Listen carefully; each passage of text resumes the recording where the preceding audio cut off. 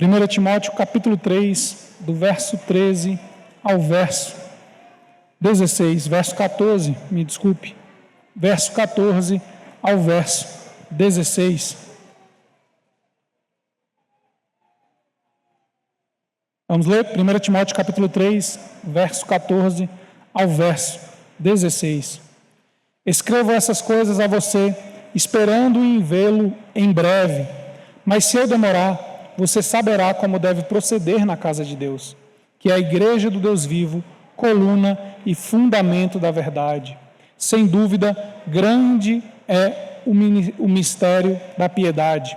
Aquele que foi manifestado na carne foi justificado em espírito, visto pelos anjos, pregado entre os gentios, crido no mundo, recebido na glória. Amém? Curva sua cabeça, vamos orar? Senhor, nós te agradecemos, Pai, pela tua santa palavra, e é justamente nela, Senhor, que nós pedimos que, de fato, o Senhor possa vir a falar a nós, nos direcionar a cada um de nós, Senhor. Tua palavra venha nos exortar, nos consolar, nos animar da forma devida e correta, Senhor, para que possamos viver a vida a qual o Senhor estipulou para nós, Pai. Nos direciona, Pai, a partir da tua santa palavra, que teu Santo Espírito possa preparar os nossos ouvidos, os nossos olhos para te contemplar, e o nosso coração, Pai, como uma terra fértil para receber a semente do Teu Santo Evangelho, Pai. É o que nós te pedimos hoje, te agradecendo, Senhor, em nome do Senhor Jesus. Amém. Então, meus irmãos, nós vamos dar continuidade à nossa série de sermões aqui, na primeira carta do apóstolo Paulo a Timóteo, hoje encerrando aqui o capítulo 3, nesses 3 últimos versos, né? Que, embora seja pequeno, é de extrema importância a nossa compreensão desses versos para o nosso crescimento como igreja do Senhor. O que nós vamos compreender melhor aqui hoje a partir da exposição desses versos? Primeiro, nós vamos aprender como nós devemos nos portar na casa de Deus e qual a convicção que deve motivar os nossos corações a nos portar da maneira correta. Então, aprender a nos portar da maneira correta e qual convicção que deve permear o nosso coração para que nos portemos da maneira correta perante o Senhor como igreja. Então, o apóstolo Paulo aqui inicia no verso 14, dizendo: escrevo essas coisas a você, esperando vê-lo em breve.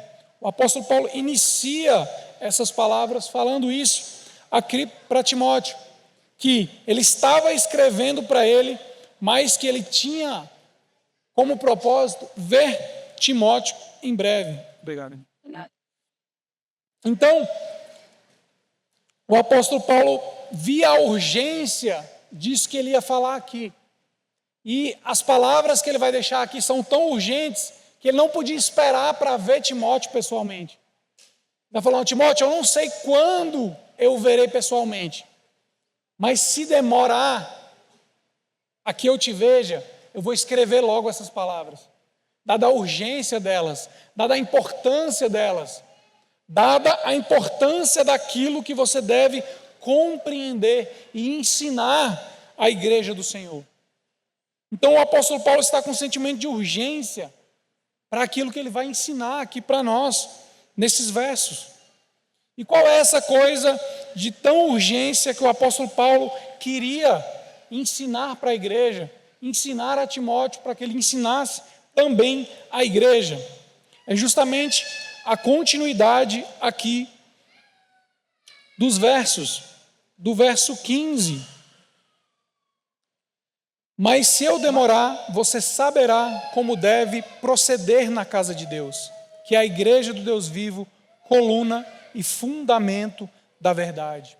Então ele está falando: ó, Timóteo, se eu demorar a te encontrar, eu quero que antes você saiba dessas palavras, saiba desse direcionamento.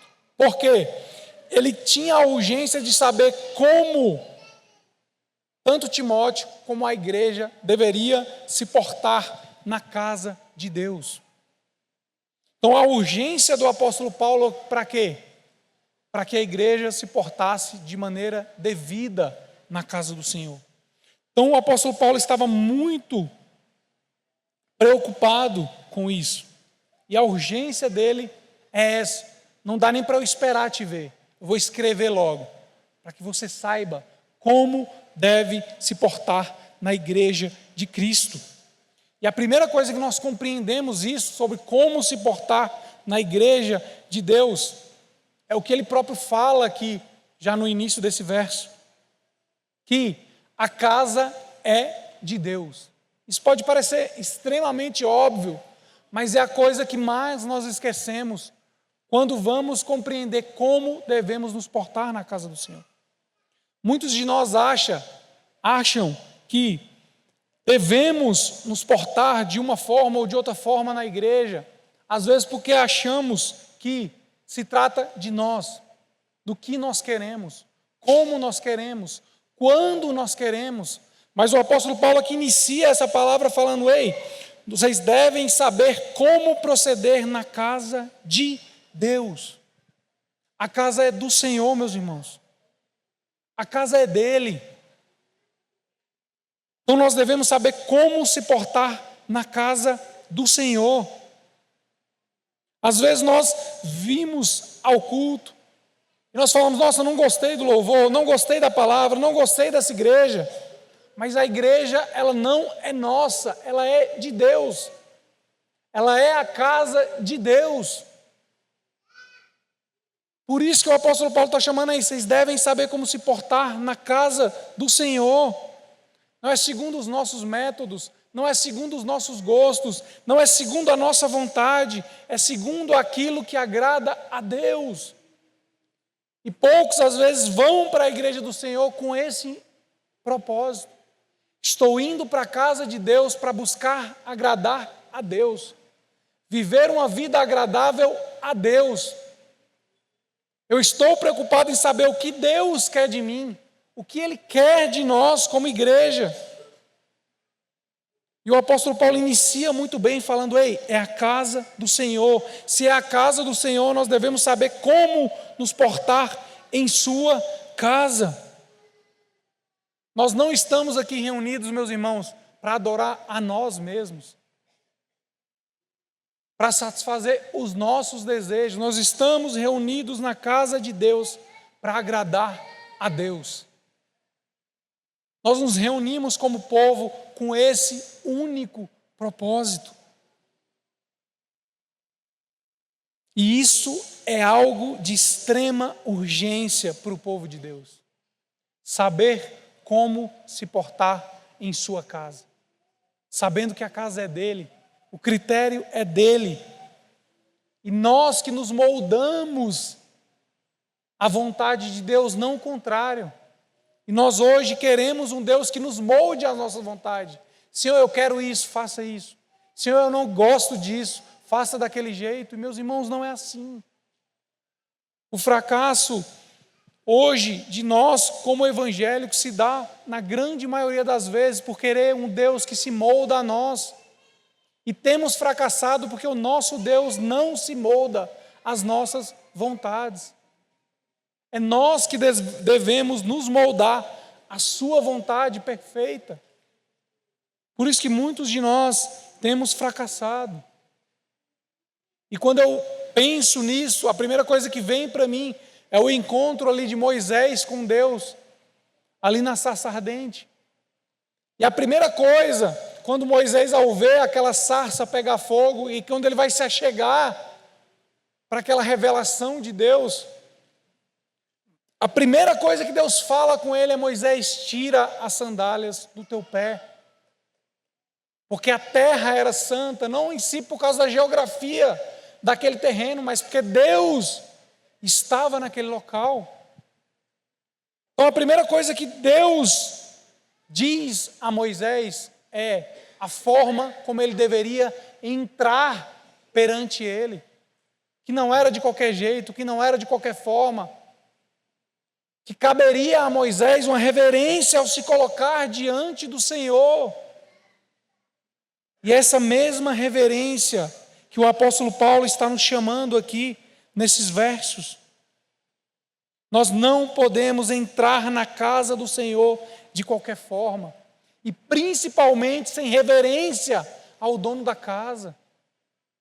Nós não estamos entrando na nossa casa de qualquer jeito, de qualquer forma. É a casa do Senhor. Por isso que há uma forma devida de proceder nessa casa. Assim, quando você entra, sei lá, na casa dos seus pais, você entra com respeito, você entra com um sentimento de respeito àquele a qual aquela casa pertence, a mesma forma que nós devemos nos portar perante a casa do Senhor.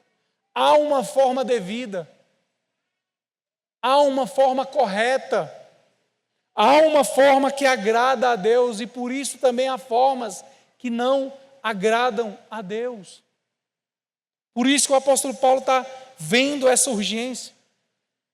Devemos saber como proceder na casa de Deus. E a primeira regra para saber como proceder na casa de Deus é saber que exige reverência. Só que reverência para os nossos dias virou sinônimo de religiosidade. Então, para nós, reverência hoje parece religiosidade. Não, isso é religiosidade. Deus é meu pai, Jesus é meu irmão, eu sou íntimo dele. Mas quando nós vamos para a palavra de Deus, os homens que mais tiveram intimidade com o Senhor foram os que mais o reverenciaram. Foram homens que tinham plena clareza de que estar na presença do Senhor era algo que exigia reverência da parte deles. E, meus irmãos, reverência não é religiosidade. Reverência é entender que estamos perante o Criador do universo. Estamos na casa daquele que criou e redimirá todas as coisas. Meus irmãos, nós temos reverência às vezes ao ser parado por um policial. Você não chama o policial de qualquer coisa. Às vezes você trata-o com respeito, chamando de senhor. Às vezes você está em uma audiência, seja perante o advogado, seja perante o juiz. Você não se porta de qualquer jeito, você não se veste de qualquer jeito, você não fala de qualquer jeito. Há uma reverência, há um respeito. Por que perder a reverência perante o Senhor? Não é religiosidade, é respeito perante aquele a qual nós estamos. Então existe uma forma devida de nos portar na casa do Senhor. Não é de qualquer forma. Aqui o apóstolo Paulo já deixa muito claro isso. Quando ele diz, vocês devem saber como proceder, é porque existe a forma correta de proceder. Se não existisse, ele falasse, é segundo a cabeça de vocês, é segundo os gostos de vocês, é segundo a vontade de vocês. Ele está dizendo, não é assim. Vocês devem saber como proceder na casa de Deus. E é interessante porque, às vezes, lendo os versos agora, parece que o apóstolo Paulo está falando agora disso. Mas a gente vai recapitular aqui, desde o primeiro capítulo, e a gente vai ver que o apóstolo Paulo está falando disso, na carta toda, até o momento que nós lemos, até agora. Quero recapitular com você aqui rapidinho o que nós já estudamos e já foi exposto aqui para nós, desde o capítulo 1 até a conclusão aqui do capítulo 3 de 1 Timóteo. No capítulo 1, o apóstolo Paulo inicia apresentando suas credenciais do seu ministério apostólico, quem ele era para o povo de Deus e como o apóstolo Paulo se portava na casa de Deus. Ele inicia com isso. Depois o apóstolo Paulo vai mostrar para Timóteo que ele estava sendo enviado àquela igreja, que é a igreja de Éfeso, para ensinar a verdadeira doutrina e combater a falsa doutrina e expulsar os falsos mestres. Por quê? Porque o apóstolo Paulo estava mostrando a Timóteo, como um pastor, deveria se portar na casa de Deus. No capítulo 2, o apóstolo Paulo continua mostrando para os homens como eles deveriam se portar na casa de Deus. Depois ele começa mostrando para as mulheres como elas deveriam se portar na casa de Deus. E ele continua no capítulo 3, a qual nós estamos concluindo hoje. E ele começa mostrando como deveria ser e se portar os presbíteros na igreja. Depois ele continua mostrando como deveriam ser e como deveriam se portar os diáconos na casa de Deus. E por essas instruções diretas do apóstolo Paulo, nós vemos como devemos nos portar na casa de Deus, da forma que ele exige. Essa primeira carta do apóstolo Paulo a Timóteo, não só essa, mas as demais, as cartas que a gente chama de cartas pastorais, elas têm um propósito muito claro de ordenar a igreja do Senhor, mostrar à igreja do Senhor como ela deve ser conduzida, como devemos nos portar, como é agradável a Deus o nosso culto. Então o apóstolo Paulo não está falando disso somente agora na conclusão do capítulo 3. Ele está falando sobre como devemos proceder na casa de Deus desde o primeiro capítulo, do primeiro verso. Ele está nos mostrando, ei, a casa é do Senhor. Devemos nos portar com reverência. Devemos obedecer à palavra de Deus sobre como é o culto a Ele. Como é a organização da igreja, seja desde os líderes até os irmãos. Ele está trazendo uma base clara de como ele se portava, como Timóteo se portava, como toda a igreja deveria se portar perante a casa de Deus. Então, meus irmãos, assim, uma forma correta de se portar perante a casa do Senhor. E o foco do apóstolo Paulo nessas cartas pastorais é justamente esse: trazer ordem e decência à igreja, trazer a forma correta que nós devemos nos colocar diante do Senhor. E por que também não devemos nos portar de qualquer forma na casa de Deus? Por causa daquilo que ele próprio continua aqui no verso 15. Mas se eu demorar, você saberá como se deve proceder na casa de Deus, que é a igreja do Deus vivo. Porque é uma forma correta de proceder na casa de Deus? Porque essa igreja é do Deus vivo. Essa casa é do Deus vivo. Não é de qualquer pessoa. Ela tem um único dono. Ela pertence a esse dono, que é esse Deus vivo. Lá em Éfeso, eles tinham uma das 7 maravilhas do mundo antigo, que era o templo da deusa Diana. Era uma coisa, meus irmãos, espetacular, no sentido arquitetônico.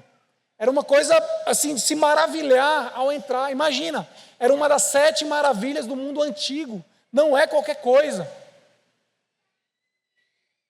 Era uma estrutura que nós hoje não temos como nem ter clareza dela. Nós temos alguns relatos, mas é uma estrutura assim, ó, de maravilhar o povo que se achegava àquele local. E o apóstolo Paulo está querendo mostrar aqui que a igreja do Deus vivo é muito maior que isso. Porque o ídolo que estava dentro daquele templo era um ídolo morto. A beleza daquele local era a sua estrutura, era a sua arquitetura, eram as suas bases construídas. E aqui o apóstolo Paulo está mostrando para nós, a beleza da igreja do Senhor não está na sua arquitetura. Não está em como é suas paredes, de que revestimento é suas paredes, como é o seu teto, como são os pisos, que tipo de materiais são construídas aquele local. O apóstolo Paulo está falando, o que traz beleza à casa de Deus é a coisa mais preciosa, não é sua estrutura, não é sua beleza arquitetônica, não é o custo que aquilo levou para ser construído. A maior preciosidade da casa de Deus é que o Senhor habita nela. Não é pelo que se pode construir, não é pelo que se pode comprar, não é por aquilo que pode se admirar aos olhos. É pela presença de um Deus vivo, a qual o templo de Diana não tinha. Ele podia ser belo, espetacular aos olhos, mas lá havia um ídolo morto, que não falava, que não via, que não ouvia a oração daqueles que lá se colocavam diante dela. Mas o apóstolo Paulo está falando, a igreja do Deus vivo é diferente. A beleza dela não é arquitetônica. A beleza e a preciosidade dela é: o Deus vivo está diante de nós. Não é algo que pode ser construído, nem é algo que nós podemos fazer, não é algo que nós podemos levantar com as nossas mãos. É algo que nós contemplamos, não pela nossa vista, mas mediante a nossa fé, sabendo que estamos cultuando esse Deus vivo e verdadeiro. Não estamos perante um ídolo ou um Deus falso. Estamos perante o único Deus vivo. E essa igreja pertence a Ele. E é a Ele que nós estamos adorando. É a Ele que nós estamos louvando. Imagina, meus irmãos, aqueles irmãos que estavam sendo convertidos dessa prática pagã, saindo de um templo maravilhoso como esse, e de repente indo cultuar em casas simples, que nessa realidade eles ainda nem tinham uma igreja como o templo no formato que nós temos hoje. Imagina, saindo do templo, uma das 7 maravilhas do mundo antigo, e indo para cultuar numa casa simples. Mas vendo que lá estava esse único Deus que não estava naquele templo. Que lá eles verdadeiramente estavam diante de um Deus vivo, que ouvia as suas orações, que era digno de ser adorado, que era digno de ser louvado. E era isso agora que maravilhava esses irmãos. Não mais uma estrutura física, mas um Deus presente e verdadeiro.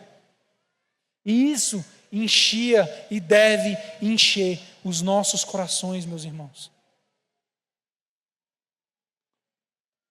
E, meus irmãos, se tem algo que me dá extremo temor ao falar como pastor, é às vezes dizer algumas falas que são comuns.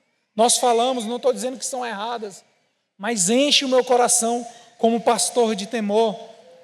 Às vezes é dizer minha igreja, sendo que a igreja é de Cristo. Os meus discípulos, sendo que os discípulos são de Cristo. As minhas ovelhas, sendo que as ovelhas são de Cristo. Meus irmãos, o que deve ser chamado a atenção no culto e na liturgia do nosso culto deve ser somente a Cristo. Não a nossa retórica, não a forma que nós nos portamos, não aquilo que nós podemos aparentar, mas devemos revelar esse Deus vivo, que não é visto pelos nossos olhos, mas é contemplado por quem nós somos, quando nos reunimos perante Ele. Sabe por que não gosto de ter essas palavras, as minhas ovelhas, sabendo que as ovelhas são de Cristo? Porque essas ovelhas foram compradas por Cristo e não foram marcadas por Ele com um ferro de marcar, como se marca naquela época e se marca até hoje, animais. As ovelhas de Cristo foram marcadas e seladas pelo seu Santo Espírito e pertencem a Ele de forma espiritual. Então aquilo que deve encher o nosso coração a nos reunirmos para adorar a Cristo deve ser que a igreja é dele, o povo é dele, as ovelhas são dele, os discípulos são dele, tudo é dele, para ele e por ele. Não é sobre nós, meus irmãos. O culto não é para nós. Não é por causa do que queremos ou não queremos. É da forma devida para agradar o dono da igreja e da casa. É por isso que estamos aqui. E o apóstolo Paulo continua, ainda no verso 15. Coluna e fundamento da verdade. Ele está falando, essa igreja do Deus vivo, ela é coluna e fundamento da verdade. Então o apóstolo Paulo deixa claro para nós que nós, como igreja, somos essa coluna e um fundamento da verdade de Deus. Lembrando que a pedra fundamental, a pedra de esquina, a pedra que é a base da construção da igreja é Cristo. Ele não está dizendo que nós somos esse fundamento nesse sentido. Ele está trazendo aqui para nós uma analogia, dizendo que nós somos essa coluna, esse fundamento da verdade de Deus. Em que sentido? Que nós aqui nesse mundo caído temos esse papel de sustentar e elevar a verdade de Cristo, assim como uma coluna faz isso. As colunas aqui dessa edificação, elas têm o propósito de sustentar essa edificação, mas também de elevar o pé direito, elevar essa construção à altura que ela é devida. Assim somos nós perante o mundo. Nós temos o papel de sustentar essa verdade, não sustentar na força do nosso braço, mas ser firmes nela, apresentar uma doutrina firme, uma palavra firme, sustentando assim ela com as nossas vidas, com os nossos lábios. E nós também devemos ser um fundamento para ela, fundamento firme para a palavra de Deus. A palavra de Deus deve estar firme em nós, deve ser a nossa base. Ao apresentarmos a palavra de Deus, devemos mostrar essa firmeza, essa solidez, a solidez da verdade do Senhor. Então o Senhor nos chama como igreja para sermos essa coluna e fundamento da verdade. Por quê, meus irmãos? Porque o mundo não tem essa verdade. Por que o Senhor nos chama como igreja a pregar ao mundo? Porque o mundo não tem essa verdade, o mundo não possui essa verdade, o mundo não recebeu essa verdade. Nós, como povo de Deus, recebemos essa verdade. Nós somos santificados nessa verdade. Nós nascemos pela essa água pura da palavra de Deus. Nós possuímos essa verdade. E nós somos chamados como igreja a essa coluna e fundamento dessa mesma verdade. O mundo não a possui. O mundo não a tem, nós temos. Nós devemos sustentar ela. Nós devemos ser esse fundamento para ela, para que aquele que se achegue a nós, aquele que se achegue à igreja, veja essa verdade firme, que sustenta aquilo que nós somos. A verdade do Senhor nos sustenta, meus irmãos. E ela não foi dada ao mundo, somente à igreja de Deus. E a verdade do Senhor foi dada a nós. Nós somos o povo do livro. Nós somos o povo que tem a palavra de Deus. Nós somos o povo que diariamente reflete na palavra de Deus. Dominicalmente ouve a palavra de Deus, se alimenta da palavra de Deus, medita nela de dia e de noite. Toda a vida é baseada na palavra de Deus. A palavra de Deus é nossa regra de fé e conduta. Tudo aquilo que fazemos e deixamos de fazer é mediante a verdade de Deus. Não segundo as nossas vontades, não segundo os nossos desejos, não segundo o nosso querer, mas numa firme verdade que é a palavra de Deus. Por isso que é uma coluna, é um fundamento. E nós somos chamados a carregar essa palavra de Deus com responsabilidade, a carregá-la e sustentá-la nesse mundo mau. Meus irmãos, esse mundo não tem verdades nenhuma. Esse mundo é caído. O que se diz hoje para o mundo que é uma verdade, daqui a 1 ano, daqui a 2 anos, daqui a menos meses, já não é mais verdade. A verdade que o mundo diz apresentar, ela é solúvel, ela é frágil. Nós vivemos na pós-modernidade, não há verdade absoluta para o mundo. Um conceito para eles hoje pode ser quebrado daqui a dias e aquilo não ser mais nada. Para nós nunca será assim. A mesma verdade que Cristo pregou quando estava aqui na terra continua sendo a mesma verdade hoje.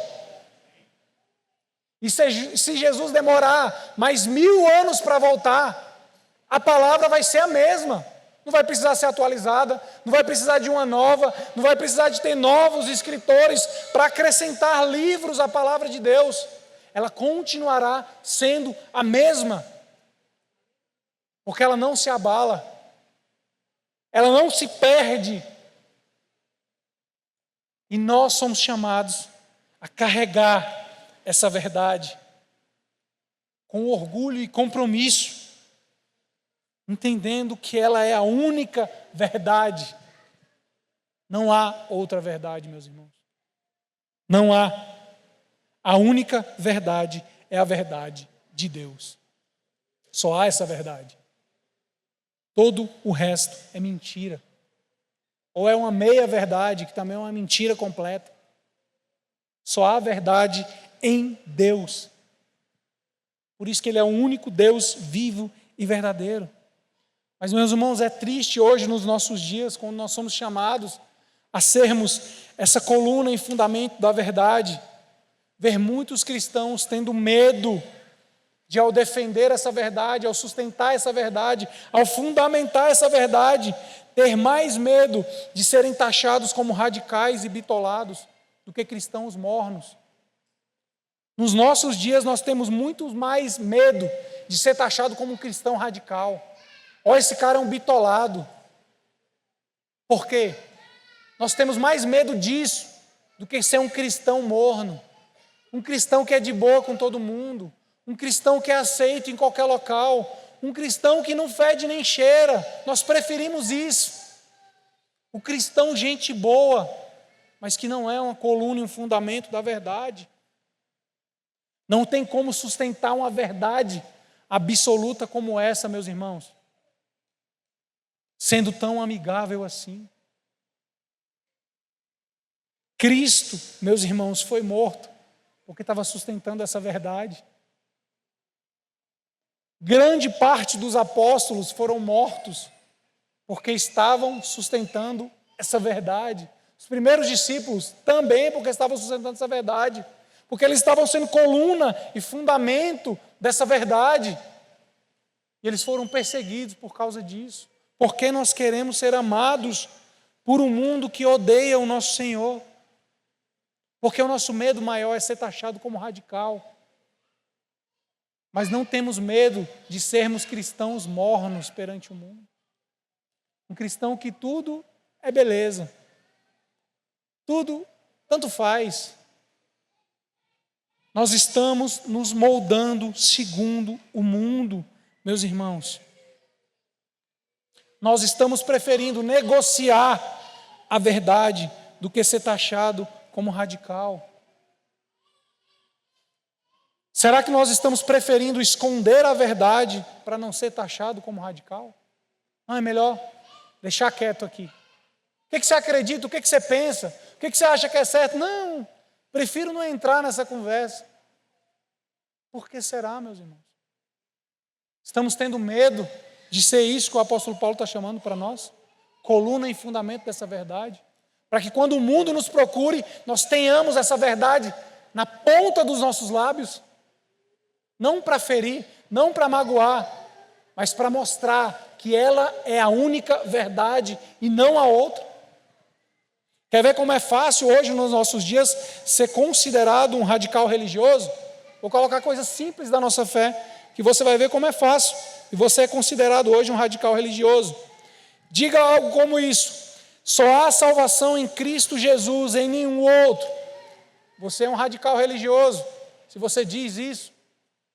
Por quê? Eles vão te questionar. Mas e as pessoas que não conhecem a Cristo, mas fazem boas obras? Mas fulano de outra religião, que tem outro Deus, mas é uma boa pessoa perante a sociedade. Ele não vai ser salvo só porque ele não crê em Cristo. Mas a única coisa para ser salva, a única prerrogativa para ser salvo é justamente, somente crer em Cristo. Como é que ele vai ser salvo sem isso? Meus irmãos, como nós, como cristãos, estamos dizendo para o mundo que eles vão ser salvos sem Cristo. Não. Não é só Cristo não que é o Salvador. Qual o outro então? Qual outro meio? Qual outra pessoa que vai salvar? Qual outra entidade que vai salvar? Qual outra divindade que vai salvar? Qual outro, meu irmão? E nós estamos com medo de falar isso. Só há um Salvador, Cristo Jesus. E quem não crê em Cristo Jesus não é salvo. Ué. Só é um Salvador. Não é uma coisa óbvia? E é justamente para que eles possam olhar para isso e ver, cara, então, eu não vou ser salvo não crendo em Cristo? Não. Isso não é óbvio quando a gente lê a Escritura, meus irmãos. Por que os apóstolos se dedicaram tão grande a levar a mensagem de Cristo? Porque só há salvação nela. Por que eles se esforçaram a ponto de serem naufragados, serem açoitados, para levar essa palavra e levar esse Cristo a inúmeros locais, locais distintos, locais aversos? Porque eles sabiam que só havia salvação, e só há salvação em Cristo Jesus. Talvez também não seja esse um dos motivos da nossa crença não ser firme em isso, porque nós não estamos evangelizando. Mas não, acho que fulano vai ser salvo aí de outro meio. Qual meio, meu irmão? Que outro meio existe? Que alguém pode ser salvo? Não existe outro meio. Por isso, devemos proclamar Cristo Jesus, o único e suficiente Salvador, porque não há outro. E se você diz isso hoje, você é considerado um radical.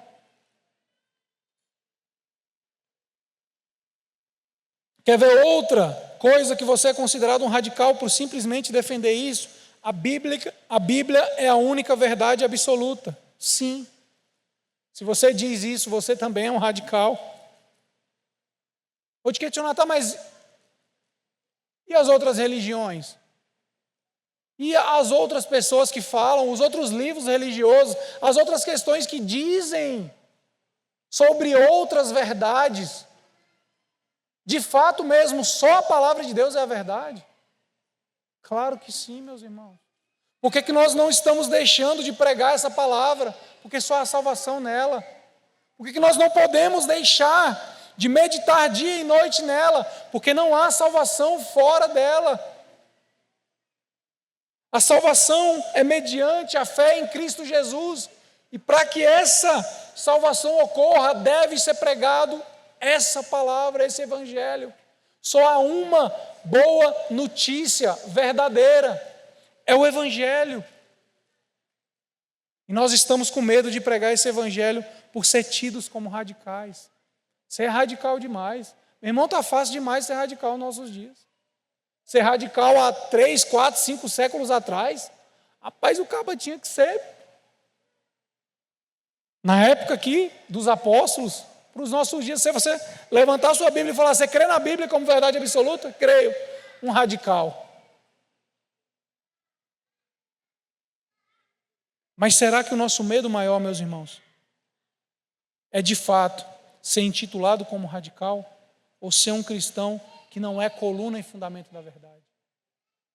Deveríamos temer muito mais não ser aquilo que Deus nos criou para ser, meus irmãos. Aquilo que a palavra de Deus está nos chamando para ser. Esse deveria ser o nosso maior medo. Sabe por quê? O mundo já nos odeia, meus irmãos. É só você ver aí como, seja nos canais de televisão, seja nos meios midiáticos, o cristão, ele é representado. O cristão é um idiota nesses meios. O cristão é ridicularizado. Ele é colocado como uma pessoa que ele não é de fato. Porque nós já somos odiados pelo mundo. Mas nós devemos buscar agradar a Deus e não aos homens. A casa é de quem? É de Deus. Nós estamos reunidos aqui em culto para quê? Para agradar a Deus. Por que quando saímos daqui nós queremos agradar o homem? Não vou falar isso porque vai ofender, porque fulano não gosta de tal coisa, fulano é de outra religião. Não estou dizendo para você usar a verdade para ofender, não estou dizendo isso, mas não estou dizendo para você não negociar a verdade. Meu irmão, a verdade é essa. Você crê em outra coisa? Beleza, mas a verdade é essa. E você crê que essa é a única verdade? Com certeza, senão não estaria nela. É uma única verdade absoluta. Como tem tantas verdades assim hoje, meu irmão, isso é impossível. Tudo isso é verdade? Coisas extremamente contraditórias serem verdade? Como é que tem como? nós não podemos deixar de ser essa igreja do Deus vivo, que ela é coluna e fundamento da verdade, meus irmãos. Sabe por quê? Essa verdade só pode ser carregada por nós, a igreja do Senhor. Isso não é querer ser melhor do que os outros, isso é como Deus organizou. Deus deu essa verdade para nós, para que nós, unicamente como povo dele, possamos pregar essa verdade ao mundo. Como é que o mundo já tem essa verdade? Então nós vamos fazer o que se ele já tem? Nós vamos levar o que de novo se ele já tem essa verdade? Eles não têm essa verdade, meus irmãos. A verdade de Deus está confiada ao povo de Deus. Olha o que o apóstolo Paulo vai falar lá em 1 Coríntios capítulo 4, verso 1 e 2. Nós devemos nos considerar como mordomos dos mistérios de Deus. E a única coisa que se requer de um mordomo é que ele se ache fiel. Ou o apóstolo Paulo falando de si. Nós somos esses mordomos. Nós temos a palavra de Deus. Nós conhecemos a verdade de Deus. Por isso que é nós que vamos proclamá-la. Porque o Senhor confiou ela a nós. E se nós deixamos de carregar a verdade de Deus, meu irmão, não há diferença nenhuma entre nós e o mundo. Porque qual a diferença nossa entre o mundo? É o pecado?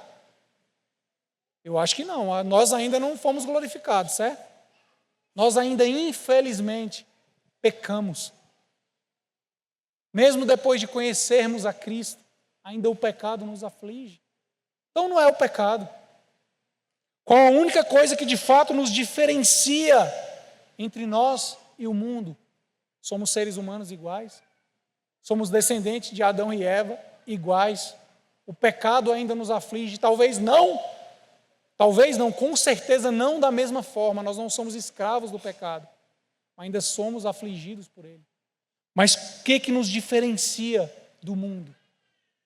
Deus vivo, habitando em nós, e a verdade de Deus confiada a nós. Nós não estamos em trevas, meus irmãos. Por isso, não foi o que Jesus falou? Vocês são o sal do mundo, nós somos a luz do mundo. Porque nós estamos levando luz ao mundo, porque o mundo está em trevas. Você assiste jornal? Você vai ver que o mundo está em trevas. Por que o mundo precisa da luz? E por que nós somos essa luz? Porque o Senhor nos confiou essa verdade. E é com essa verdade que as trevas são dissipadas.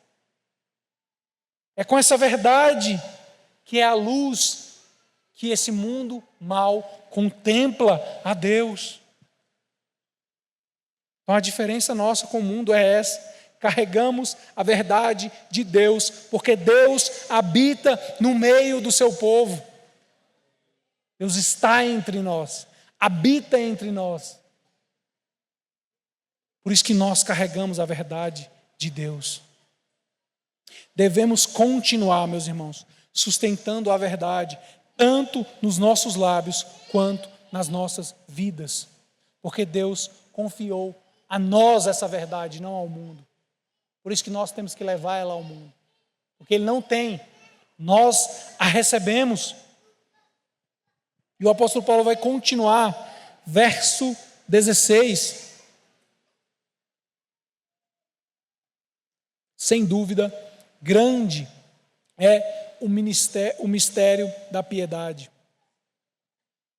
Ele inicia falando nesse verso 3, sem dúvida, grande é o mistério da piedade.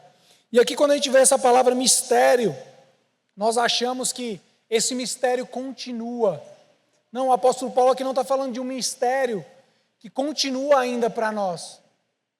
Ele está falando de algo que era um mistério, mas para nós hoje não é mistério. Nós não somos o povo da verdade de Deus. Nós não conhecemos a Deus. Não é mais mistério para nós a verdade do Senhor. Nós carregamos ela. Como é que nós vamos carregar algo que nós não sabemos, não compreendemos? Foi um mistério, mas hoje a nós é um mistério revelado. Esse mistério que ele vai citar aqui para frente, nós conhecemos, nós sabemos o que é. Então ele está falando de um mistério que a nós foi revelado. E aqui esse trecho, depois dessa parte que eu li, do verso 16, que o apóstolo Paulo vai citar, ele tem uma construção muito interessante. Porque, em tese, geralmente na sua Bíblia aí deve estar entre parênteses, né? Até com a diagramação diferente da normal da sua Bíblia, né? A forma que ele está sendo aí configurado na escrita. Por quê? Essas palavras que o apóstolo Paulo vai falar aqui no final do verso 16, elas funcionavam para a igreja do primeiro século como um credo inicial. Assim como temos lá o credo apostólico, eles tinham isso como um credo, para eles terem claramente aquilo que eles criam, sabendo que as heresias e os falsos mestres estavam ensinando coisas erradas e falsos ensinos perante a igreja. Não foi isso que a gente falou lá que Timóteo foi enviado para Éfeso por causa disso?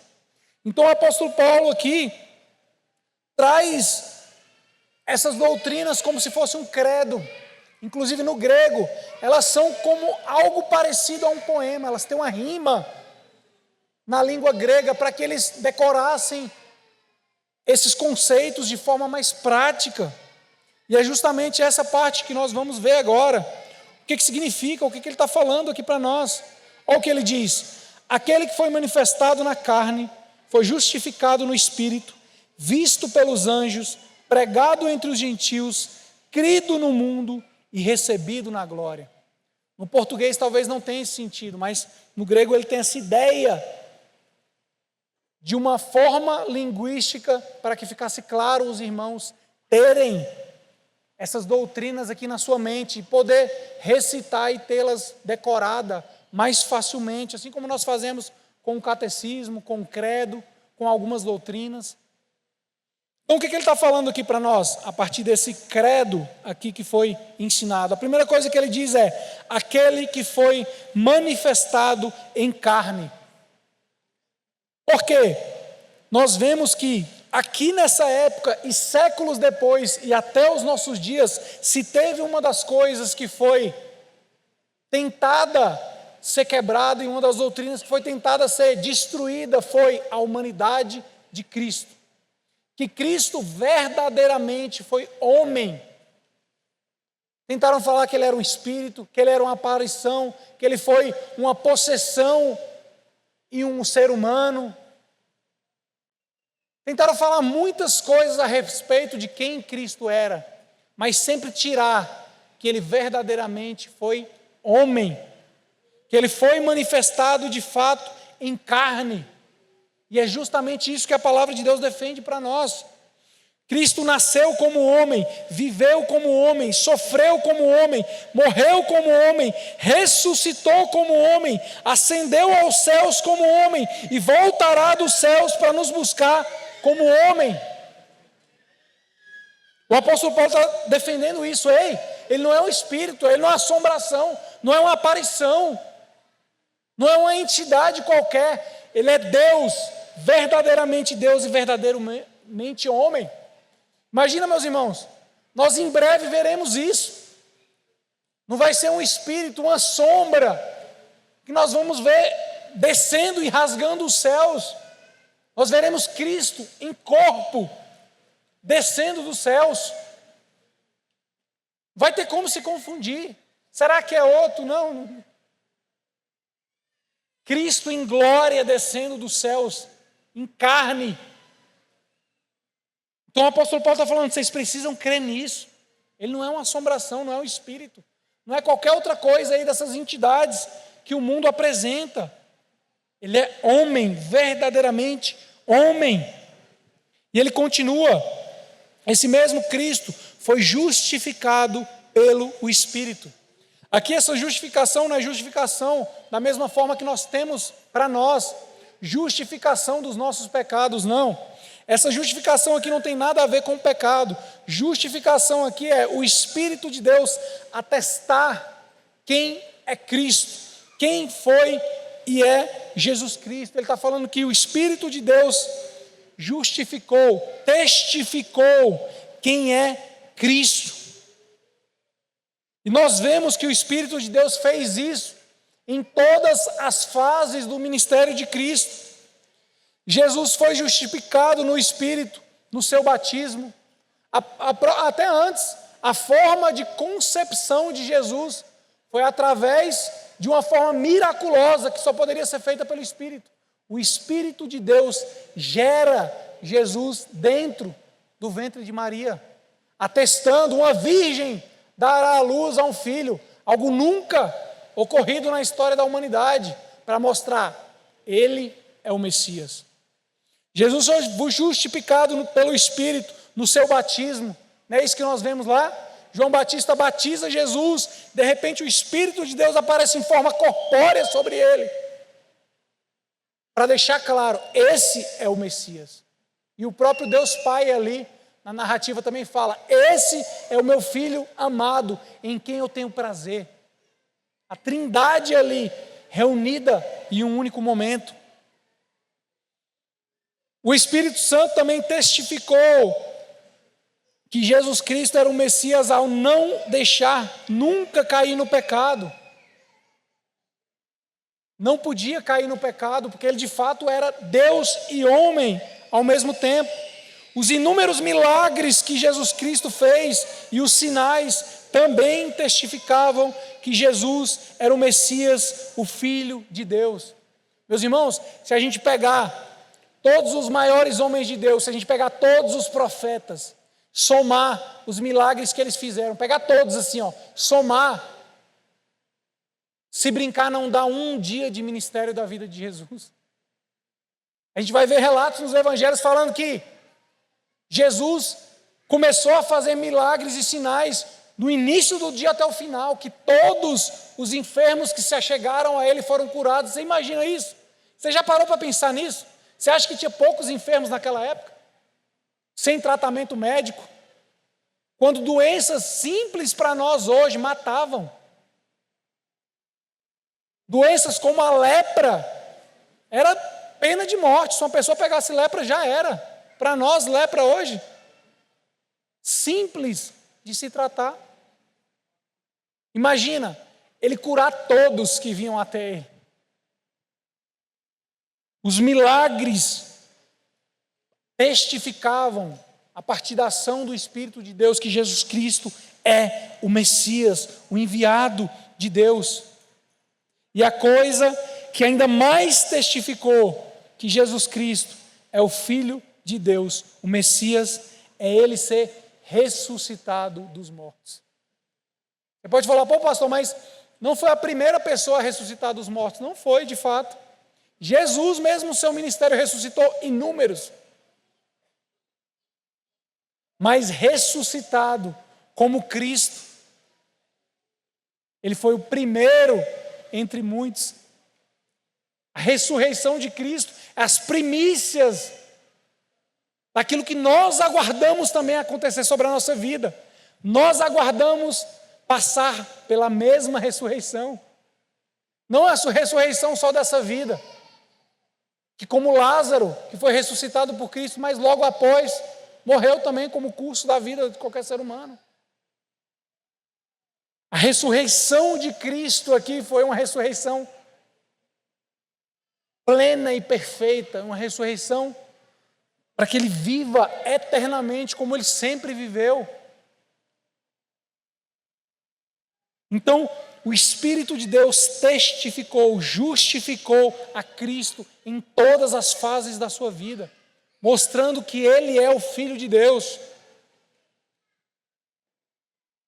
E ele continua: visto pelos anjos. Jesus não só teve seu ministério testificado, sua vida testificada somente na carne, pelo Espírito de Deus, mas também sobre todas as criaturas, inclusive pelos anjos. O nascimento de Cristo foi anunciado pelos anjos. Jesus foi alimentado por anjos na tentação do deserto. Jesus foi consolado por anjos no jardim antes da crucificação. Os anjos estavam lá junto na ressurreição de Cristo no túmulo, e na ascensão de Cristo aos céus, nós vemos também os anjos ali, naquele testemunho.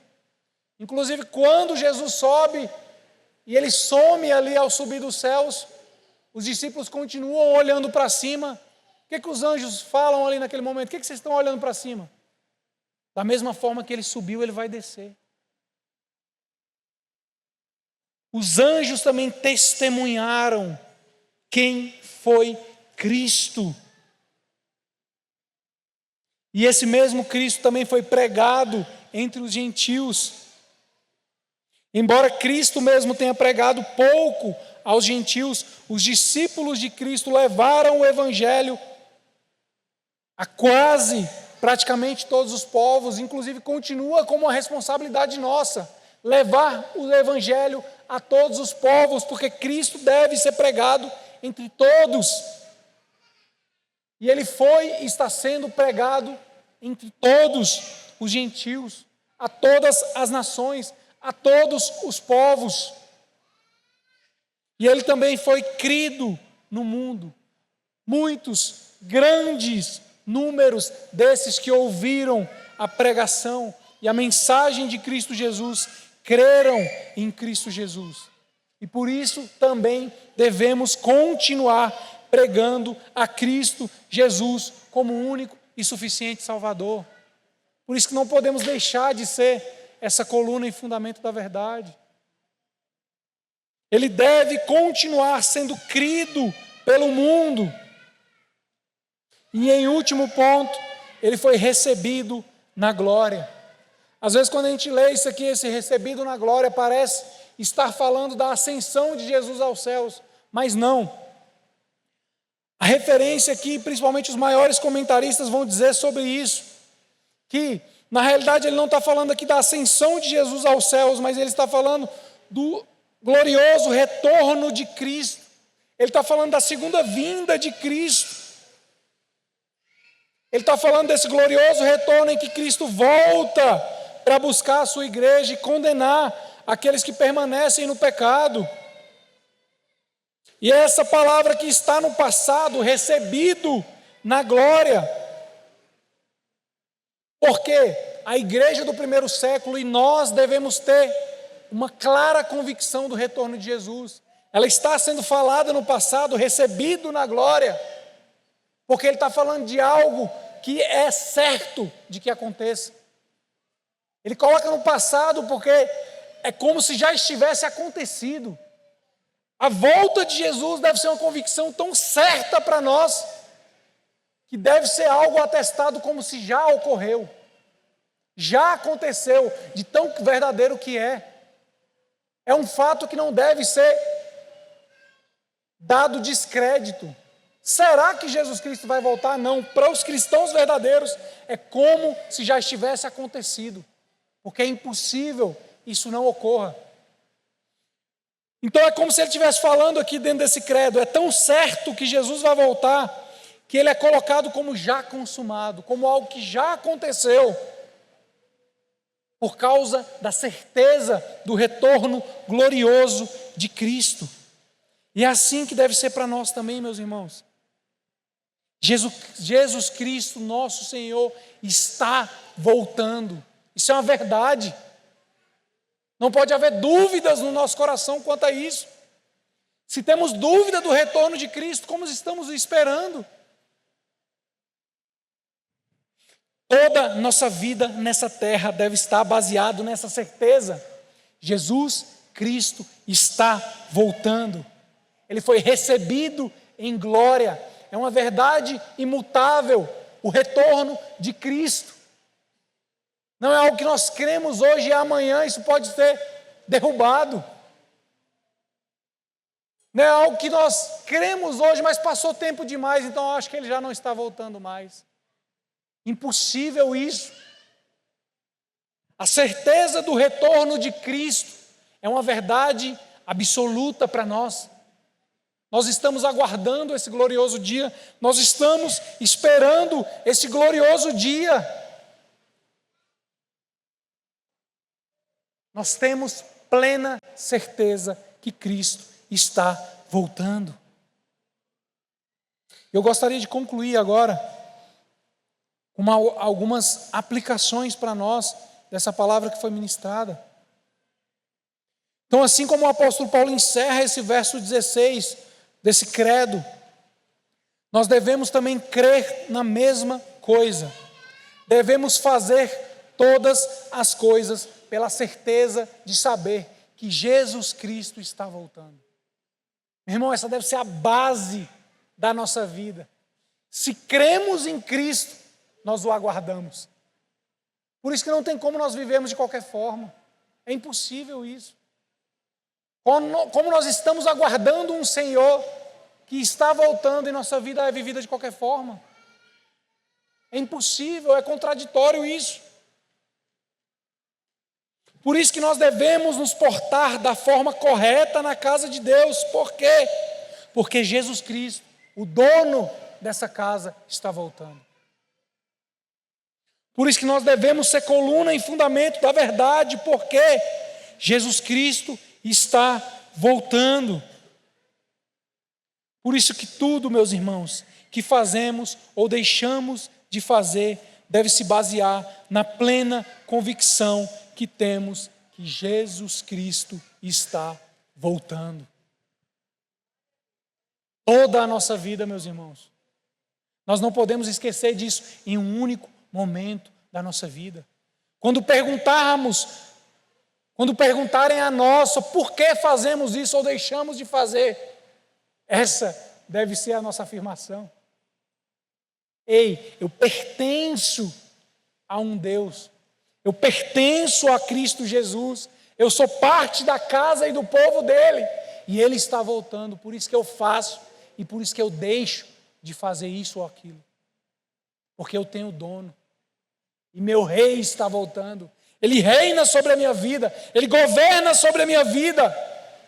Eu não faço o que eu quero, o que eu gosto, eu faço o que ele me ordena, e com muita alegria, porque ele não é um rei tirano, ele não é um déspota, ele não é um rei maldoso, ele é um rei bondoso, que nos salvou e nos tirou do império daquele que nos maltratava, daquele que nós pertencíamos antes, daquele a qual nós estávamos sobre o seu império, que é o diabo, mas não estamos mais. Fomos transportados para o reino do seu Filho amado, que é Cristo Jesus. E por causa disso nós servimos a esse rei, com muita alegria, com muito prazer, com muito interesse de conhecer como devemos nos portar na casa dele, como o agradamos, como deixamos de o agradar, porque nós estamos esperando o seu glorioso retorno. Essa é uma verdade firme e deve ser uma verdade firme nos nossos corações, meus irmãos. Nunca se esqueça, Jesus Cristo está voltando e toda a nossa vida deve estar ardendo nessa expectativa.